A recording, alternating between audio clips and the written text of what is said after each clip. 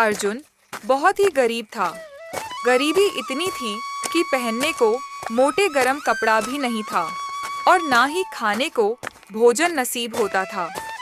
ठंड इतनी भयंकर थी कि हड्डियां तक जम जाती थीं। हवा में बर्फ के कांटे चुभते थे और रातें ऐसी कि बिना आग के जीना मुश्किल हो जाता। अर्जुन के पास अपनी कोई जमीन नहीं थी। वह दूसरों की जमीन पर मजदूरी करता था, लेकिन सर्दियों में काम मिलना बंद हो जाता क्योंकि खेत बर्फ से ढक जाते और मजदूरों की उंगलियां सुन्न पड़ जाती। वह जिस घर में रहता था वह भी काफी पुराना था। दीवारों से ठंडी हवा सीधे अंदर घुसती थी, छत से बर्फ टपकती रहती और दरवाजे खिड़कियां इतनी जर्जर थीं कि हवा का एक झोंका भी घर को हिला देता। एक दिन गांव का एक बुजुर्ग आदमी जिसका नाम हरिराम था, अर्जुन के पास आया। वह अर्जुन से कहने लगा, बेटा, आखिर तुम इतनी मुसीबत क्यों झेल रहे हो? तुम नौजवान हो, होनहार हो। अगर तुम चाहो तो मेहनत से अपनी किस्मत बदल सकते हो, भले ही यह ठंड कितनी भी क्रूर क्यों ना हो जाए। हरिराम चाचा, ज्यादा मेहनत करने से कोई फायदा नहीं। जो तकदीर में लिखा है वही मिलेगा। इस ठंड में तो जीना भी मुश्किल है। मेहनत करके क्या हासिल होगा? बेटा, यही गलती तुम्हारे पिता ने भी की थी। उसने भी खुद को पूरी तरह भाग्य के भरोसे छोड़ दिया था, इसलिए वह कोई काम नहीं करता था। सारा दिन घर पर ही पड़ा रहता था। तुम्हारी गरीबी भी तुम्हारे पिता की इन्हीं गलतियों की वजह से है। देखो, गांव में सबके पास अपनी अपनी जमीन और अच्छे घर हैं, जहां लकड़ी की आग जलती रहती है और ठंड से बचाव होता है। मगर तुम्हारे पास न जमीन है न ढंग का घर। ये टूटा फूटा मकान भी तुम्हारे दादा ने बनाया था, जिसमें ठंड रात दिन राज करती है। बेटा, जब तक तुम किस्मत का रोना रोते रहोगे और ठंड का बहाना बनाते रहोगे, तब तक जिंदगी में कुछ हासिल नहीं कर पाओगे। अभी तुम्हें अपना विवाह भी करना है, और विवाह तभी होगा जब तुम धन कमाओगे, ताकि ठंड से बचने लायक घर और कपड़े जुटा सको। हरिराम चाचा, आखिर मैं क्या काम करूं? गांव में तो कोई काम ही नहीं मिलता, खासकर इस ठंड में जब बर्फ सब कुछ ढक लेती है। कभी काम मिल भी जाता है तो 1-2 दिन का ही मिलता है और ठंड से हाथ पांव सुन्न हो जाते हैं। बेटा, यह दुनिया बहुत बड़ी है, इसमें काम की कोई कमी नहीं। अगर तुम्हें गांव में काम नहीं मिलता तो दूसरे गांव में काम तलाश करो, भले ही ठंडी हवाओं में पैदल चलना पड़े। अगर तुम कोई काम करने लगो और इस घर की मरम्मत करवा लो, दीवारें मजबूत करवा लो ताकि ठंड अंदर न घुसे, तो मैं तुम्हारा विवाह करवा दूंगा। विवाह का नाम सुनकर अर्जुन में जोश भर गया। ठंड की परवाह किए बिना वह तुरंत बुजुर्ग आदमी से बोला, हरिराम चाचा, अगर ऐसी बात है कि आप मेरा विवाह करवा देंगे तो मैं आज से ही काम में लग जाऊंगा, चाहे ठंड कितनी भी पड़ रही हो। विवाह होने की खुशी में अर्जुन दूसरे गांव जाकर मजदूरी करने लगा। वह कई महीनों तक लगातार काम करता रहा। ठंडी सुबह में उठकर बर्फीली हवाओं के बीच भी वह मेहनत करता। जब उसके पास अच्छा खासा धन इकट्ठा हो गया तो उसने अपने घर की मरम्मत करवा ली, दीवारें ऊंची करवाईं और छत मजबूत करवाई, ताकि ठंड का कहर अब अंदर न आ सके। अब उसके पास वह सब कुछ था जिससे वह विवाह कर सके। गर्म कपड़े थे, घर में आग की व्यवस्था थी। उसे समझ आ गया था कि मेहनत से किस्मत बदली जा सकती है और ठंड को भी हराया जा सकता है। एक दिन उसने सोचा, अब तो मैंने घर की मरम्मत भी करवा ली है और घर में खाने के लिए अनाज भी है। ठंड से बचने के लिए लकड़ी की भी व्यवस्था है। अब मुझे हरिराम चाचा से अपने विवाह के बारे में बात करनी चाहिए। इतना सोचकर अर्जुन उस बुजुर्ग आदमी के पास गया और कहने लगा, रामदास चाचा, आपने मेरे से कुछ वादा किया था कि अगर मैं घर की मरम्मत और धन कमाने लगूं तो आप मेरा विवाह करवा देंगे। अब तो मैंने घर की मरम्मत भी करवा ली है और रोज काम करने भी जाता हूं। ठंड में भी नहीं रुकता। अब आप मेरा विवाह करवा दीजिए। बेटा, मैं तुम्हारे विवाह का कुछ प्रबंध करता हूं। देखो, शादी ब्याह के मामले में लोग अक्सर सच्चाई नहीं बताते, खासकर इस ठंड में जब घर की मजबूती और गर्मी की बात आती है। थोड़ा बहुत बड़ा चढ़ाकर ही बात करनी पड़ती है। अगर लड़की सांवली भी हो तो उसे गोरी और अत्यंत सुशील बताकर पेश किया जाता है। मैं जब तुम्हारे पास किसी को लेकर आऊंगा तो मैं भी बहुत झूठ बोलूंगा। तुम चुपचाप सुनते रहना। उनके सामने ज्यादा सच्चे बनने की कोशिश मत करना, वरना कुंवारे ही रह जाओगे, ठंड में अकेले कांपते।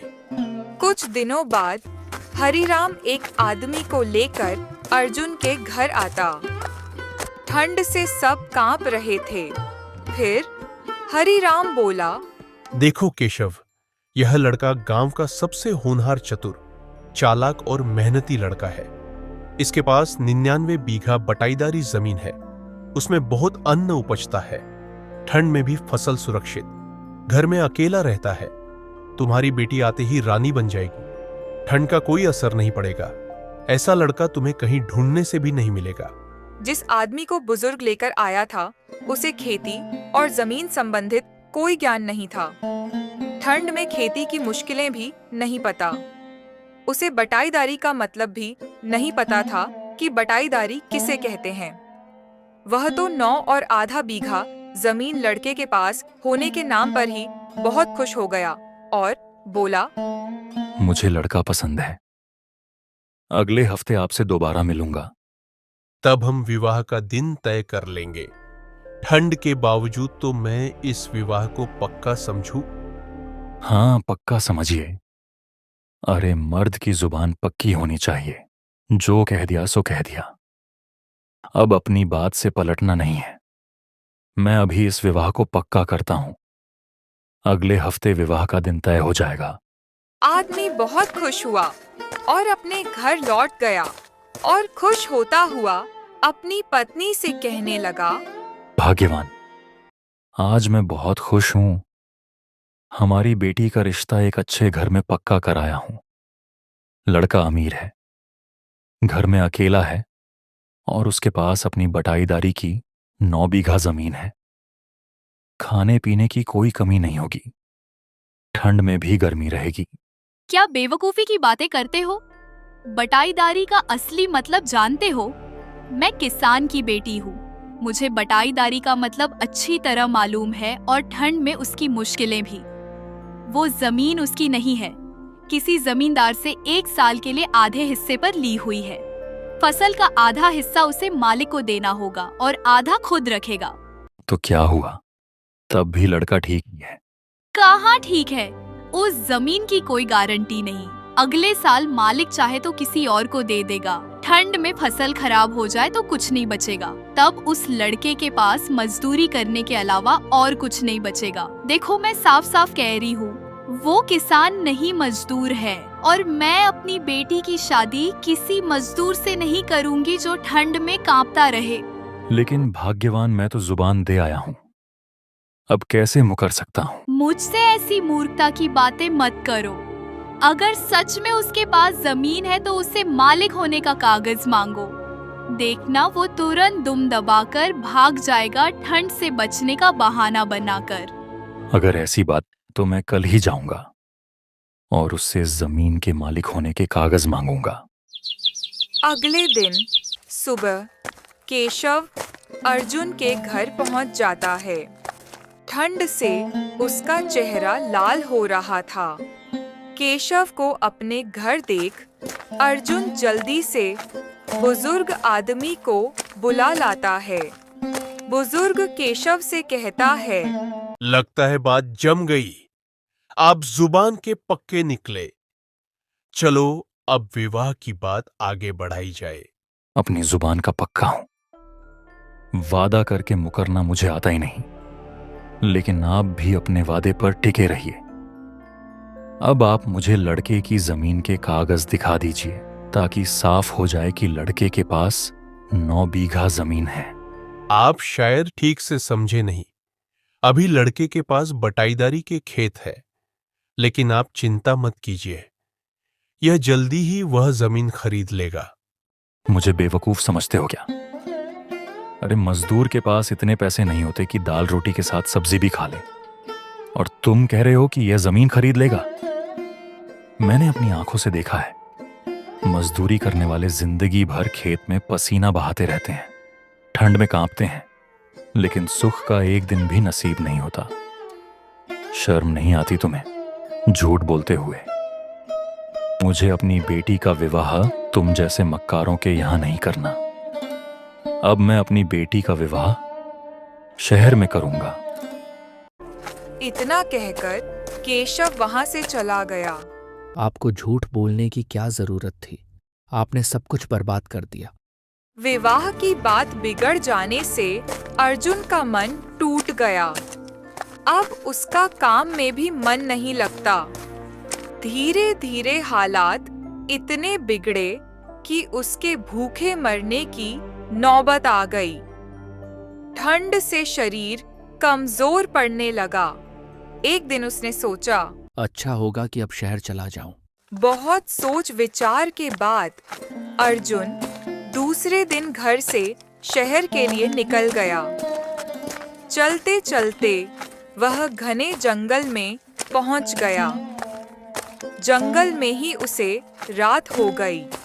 तभी उसकी नजर एक बुढ़िया पर पड़ी। नाम था विमला। गाय को लेकर जा रही थी। यह देख अर्जुन की जान में जान आई। अर्जुन चुपचाप बुढ़िया के पीछे चलने लगा। कुछ दूर चलने के बाद उसने देखा कि जंगल में एक छोटा सा घर है। बुढ़िया ने गाय को बांध दिया। अर्जुन को देखकर बुढ़िया हैरान रह गई। वो अर्जुन से कहने लगी, अरे कौन हो तुम और यहाँ कैसे आना हुआ? आज से पहले कभी नौजवान को इस जंगल में आते नहीं देखा, खासकर इस ठंड में। काकी, मेरा नाम अर्जुन है। मैं बहुत गरीब आदमी हूँ। मेरा गुजारा गांव में नहीं हो पा रहा था। ठंड में जीना दूभर हो गया। इसीलिए मैं शहर में काम की तलाश में जा रहा हूँ। लेकिन मुझे शहर जाने से पहले ही जंगल में रात हो गई है। क्या आप मुझे रात भर के लिए अपने यहाँ रुकने दे सकती हो? देखो, मैं तुम्हें जानती पहचानती नहीं हूँ, इसलिए मैं तुम्हें अपने घर में रुकने नहीं दे सकती हूँ। इसलिए अच्छा यही होगा कि तुम अपने रहने के लिए कहीं और जगह तलाश करो। काकी, इस जंगल में मैं कहाँ जगह तलाश करूं? मुझे नहीं लगता कि कोई और भी इस जंगल में रहता होगा। ठंड में? काकी, अगर आप कहो तो मैं गाय की झोपड़ी में रह लूंगा और ठंड सह लूंगा। क्या तुम मुझे मूर्ख समझते हो जो तुम्हें गाय की झोपड़ी में रहने दूं? मैं तुझे जानती नहीं, पहचानती नहीं। तेरा क्या भरोसा, तू मेरी गाय को चुराकर भाग जाए तो? इसलिए मैं तुझे गाय की झोपड़ी में नहीं रख सकती। काकी, ऐसा मत कहो। मैं चोर नहीं हूं। मैं तो बहुत भला और ईमानदार आदमी हूं। अगर आप मुझे यहाँ नहीं रहने दोगी तो मैं कहाँ जाऊंगा? जंगल में मुझे जंगली जानवर खा जाएंगे या ठंड से मर जाऊंगा। जंगली जानवर खा जाएंगे तो इसमें मैं क्या करूं? जंगल में तो रोज ही खूंखार जानवर, जीव जंतु और आदमी को मारकर खाते रहते हैं। अब मैं सभी को बचाते थोड़ी फिरूंगी। तू यहाँ से चला जा। मरे या जिए, मुझे इससे कोई मतलब नहीं। बुढ़िया की बात सुनकर अर्जुन समझ गया कि ये बुढ़िया बहुत बेरहम औरत है। इसको किसी से कोई फर्क नहीं पड़ता। जानवरों के बीच रहते रहते खुद भी जानवर जैसी हो गई है। ठंड ने इसे कठोर बना दिया। अगर ये मुझे अपने घर में एक रात ठहरने की इजाजत दे देती तो इसका क्या बिगड़ जाता? आखिर रात भर की ही तो बात थी। अर्जुन यह सोच ही रहा था कि बुढ़िया उससे बोली, सुनो, थोड़ी देर यहीं खड़े होकर मेरा इंतजार करो ठंड सहते हुए। मैं अपनी बेटी से पूछ कर आती हूँ कि तुम्हें रात रुकने देना है या नहीं। बुढ़िया की बात सुनकर अर्जुन समझ गया कि बुढ़िया उसे रोकने के लिए इतना नखरा क्यों कर रही थी। बुढ़िया अपनी बेटी के पास गई और बोली, अरे गीता, बाहर एक लड़का खड़ा है, हमारे घर में ठहरना चाहता है। तू एक बार उसे देख ले, अगर तुझे पसंद आ जाए तो मैं उसे यहाँ रुकने के लिए कह दूंगी। माँ, इसमें पसंद नापसंद की कौन सी बात है? उसे रात भर के लिए यहाँ रुकने दो। बेचारा बहुत परेशान है, ठंड से कांप रहा। बेवकूफों जैसी बातें मत कर, तू उसे एक बार देख तो सही। माँ, आप भी हद करती हो। मैं उसे देखकर क्या करूंगी? मुझे क्या उससे विवाह करना है? हाँ, तुझे उससे विवाह ही करना है। अब तेरी विवाह की उम्र हो गई है और मुझे तेरे विवाह की चिंता होने लगी है। ठंड में अकेली, यह लड़का बहुत भोला और ईमानदार है। ऐसा लड़का बार बार नहीं मिलता, ठंड में भी मेहनती। इसलिए मेरी बात मान और उस लड़के को देख ले। तू नहीं जानती कि इसे भगवान ने तेरे लिए भेजा है, वरना कितने साल गुजर गए, यहाँ कोई नहीं आया। गीता भी विवाह करना चाहती थी। वह तो सिर्फ अपनी माँ के सामने फिजूल में बनकर दिखा रही थी। माँ, मैं लड़के को देख चुकी हूँ। वो मुझे पसंद है। मैं उससे विवाह को तैयार हूँ। बुढ़िया ने अर्जुन को घर के अंदर बुला लिया, जहाँ थोड़ी आग जल रही थी। अर्जुन ने सोचा, बड़ी मुश्किल से बुढ़िया उसे घर में रोकने के लिए राजी हुई है, इसलिए उसकी बेटी की तरफ आंख उठाकर भी नहीं देखेगा। अर्जुन सिर झुकाए घर में बैठा रहा, ठंड से अभी भी कांपता। अर्जुन को इस तरह देखकर बुढ़िया बोली, बेटा, तुम तो बड़े शर्मीले हो, नजर उठाकर भी नहीं देखते। काकी, मुझे लड़कियों से बहुत शर्म आती है। सामने पड़ते ही घबरा जाता हूँ, समझ नहीं आता कि क्या करूँ। और जब तुम्हारा ब्याह होगा तब अपनी पत्नी का सामना कैसे करोगे ठंडी रातों में? यही सोचकर तो डर लगता है काकी। अरे, इसमें डरने की क्या बात? लड़की कोई खतरनाक जानवर थोड़ी है जो वो तुझे खा जाएगी। वो तो बहुत ही कोमल और दिल की सच्ची होती है। अब तुम खाना खाकर आराम करो, कल सुबह तुम्हें शहर भी तो जाना है ठंडी राह पर। अर्जुन को कभी इतना पैदल चलने की आदत नहीं थी, ठंड में तो और मुश्किल। इसलिए आज वो काफी थक गया था। थकान से वह बिस्तर पर पड़ते ही गहरी नींद में डूब गया। ठंड भूलकर अगली सुबह वो खुद से नहीं जाग पाया। बुढ़िया की बेटी गीता ने आकर उसे जगाया तो वह हड़बड़ाकर उठा। अरे माफ करना, मुझे उठने में थोड़ी देर हो गई। मुझे तो बहुत दूर जाना है ठंड में। इतना कहकर अर्जुन जाने लगा, लेकिन गीता ने उसे रोक लिया। आप ऐसे कैसे जा सकते हैं? कुछ जानते भी हो? मैंने रात में सपना देखा। सपने में मेरा आपसे विवाह हो चुका था। अब आप मेरे पति हैं, इसलिए आप मुझे छोड़कर नहीं जा सकते। ये आप क्या कह रही हो? सपना सच थोड़ी होता है। मैंने सुना है सुबह का सपना सच होता है, इसलिए अब मैं आपकी पत्नी हूँ और आप मेरे पति। मैं नहीं मानता, तुम पागल हो गई हो। मैं जा रहा हूँ। देखो, आप यहाँ से नहीं जा सकते। अगर चले गए तो मैं अपनी जान दे दूंगी। ऐसा कभी मत करना। मैं रुक जाता हूँ, मगर तुम्हारी माँ तुम्हें छोड़ेगी नहीं। माँ कुछ नहीं कहेंगी। वो तो कब से चाह रही है कि मेरा विवाह हो जाए। आपको देखकर तो वह बहुत खुश होंगी।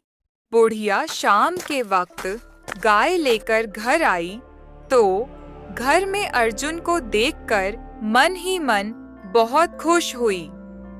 वह जो चाहती थी वही हुआ। बेटी ने अर्जुन को विवाह के लिए मना लिया। बुढ़िया अर्जुन से बोली, बेटा, क्या हुआ? तुम शहर नहीं गए? काकी, मैं शहर जा रहा था, लेकिन आपकी बेटी ने जाने नहीं दिया। ये ना जाने कैसी कैसी बेवकूफ़ों जैसी बातें कर रही है।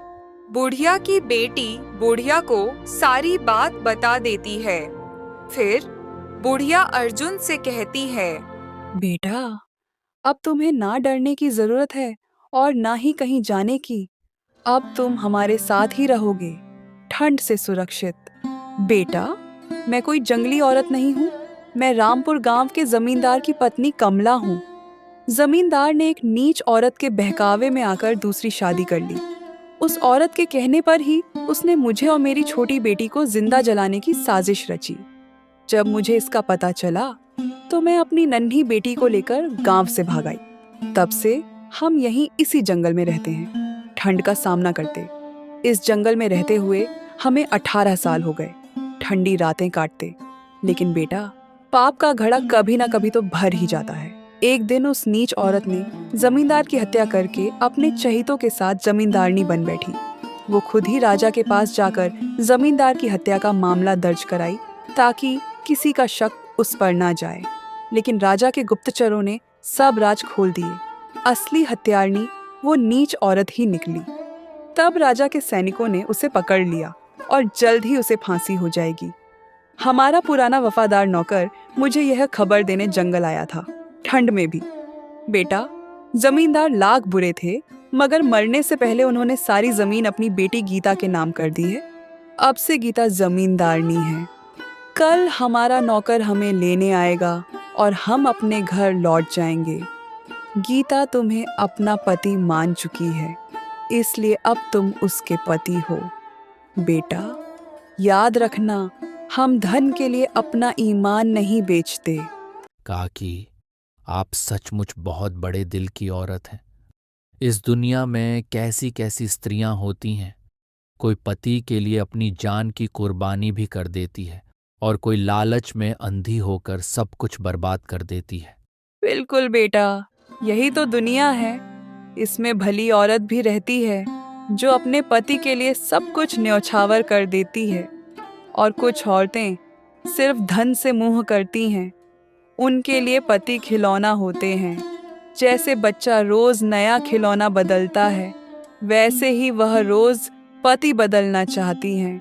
अगले दिन अर्जुन, बुढ़िया और उसकी बेटी के साथ जमींदार की हवेली में चला गया। उसके बाद अर्जुन अपनी पत्नी और बुढ़िया के साथ खुशी से रहने लगा।